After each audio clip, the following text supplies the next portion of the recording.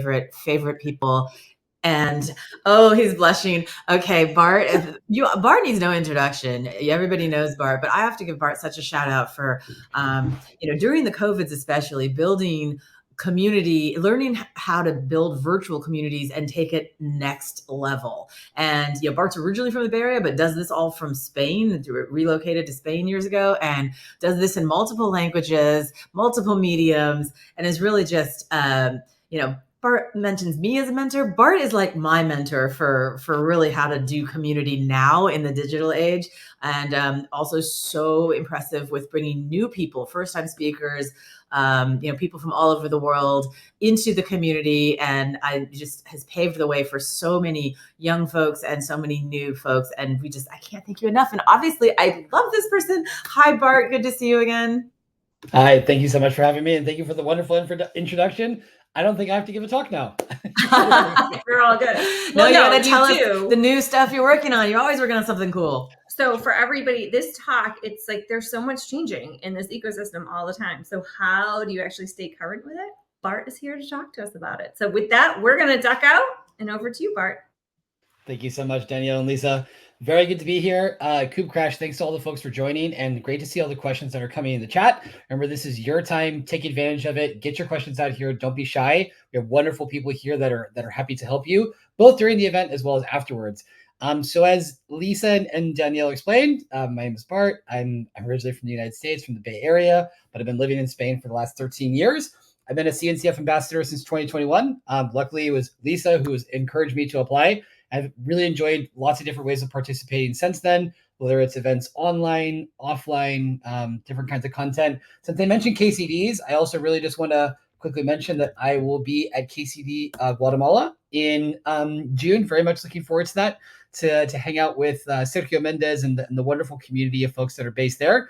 I'm looking forward to doing a quite large scale event there and doing lots of content creation on the ground.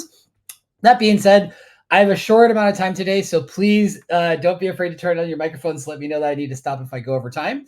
But I'm going to share my screen. Let's see. I think we should be good. So as Danielle mentioned, we work and operate in an ecosystem that moves very, very quickly, and sometimes it can be overwhelming. Also, there's a lot of pressure that we feel like we have to learn everything all at the same time. And so Learn K8, the organization that I work with, is dedicated to making that journey easier. All right. We know that learning Kubernetes can be challenging. Things move very, very quickly. So Learn K8 since 2017 has existed, first as a training organization and still does trainings, corporate or individual, for either online or in person all over the world.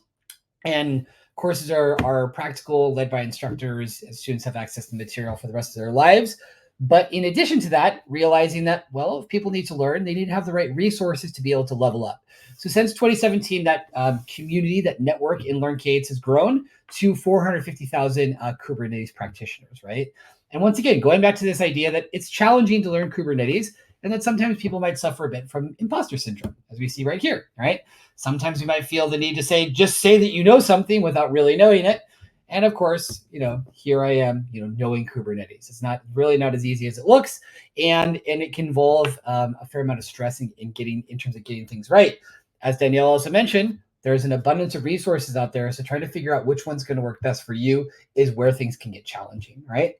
So Learn K8, like I said, is a network, and it's divided into these different branches. You can see all of them if you go to learnk8.io.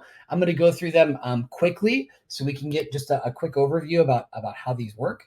So first and foremost, I will go to our newsletter. So newsletter, totally free to subscribe. It's curated content, very technically focused. All the content that we create is designed to help engineers level up, right? So you can subscribe to the newsletter. Here you see how the online version looks. We have different articles that are featured here about different topics in the Kubernetes ecosystem. Like I said, always with a very technical focus, seeing different things here across the board, whether it's Carpenter, whether it's stateful sets, looking at different solutions that are available out there. Also have a wonderful best practices guide from our friends at Farrell. It's featured here in this edition of the most recent edition of the newsletter. Then we also have Kube Careers. So for folks that are looking for jobs or companies that are looking to hire talent in the Kubernetes ecosystem, We have different jobs here listed, some that are remote only or specialize in a particular cloud provider, some that involve sponsorship. So you can, if you're interested in looking for a job or interested in hiring folks, once again, Kubernetes focused, this is a place to do so. LearnCades and Cube events are also media sponsors for KubeCrash, but other events as well, right? So whether it's KCDs, whether it's online events, CEO Navigate, Happy in Austin, all the different KCDs that are happening, as well as different events around the world, as long as it's related to Kubernetes. If you're trying to promote an event and you'd like to have it listed here, very easy to do that. So just let us know. Then we have the other parts. So about 2 years ago, we decided to launch a podcast. And so since then, we've been putting out, and that's called Cube FM. And we have conversations with engineers about how they've tackled the different challenges that they faced in Kubernetes. Once again, to make that process just a little bit easier for folks that are out there going through the same thing. So these are the regular episodes that we have coming out every week. We have conversations where I get to speak to and learn from different engineers in the ecosystem. But then we also, if there are announcements that are being made by different organizations about new technologies, new updates to open source projects, we also are covering those. You'll probably see a fair amount of the interviews that we do on the ground at KubeCons, but we also do them online.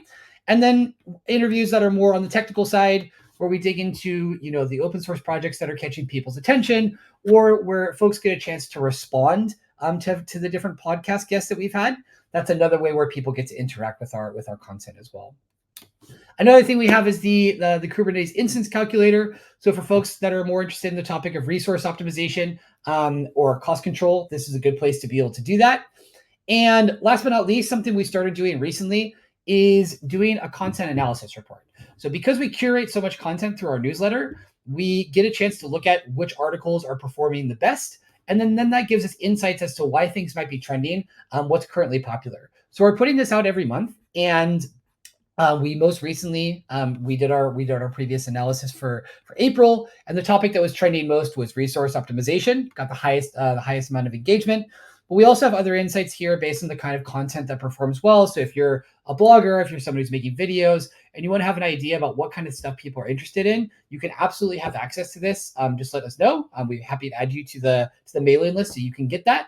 But like I said, these are the different things that we do, but all with the idea of trying to make, your Kubernetes journey just one step easier. These are some of the different organizations that we work with.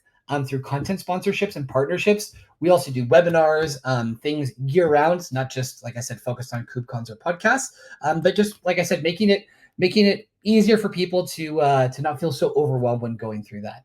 That being said, I wanted to keep my talk short and sweet. So if you have any questions, I'm pretty easy to find on LinkedIn, on the CNCF Slack, Kubernetes Slack, and turn it back over to you, lovely folks. Awesome.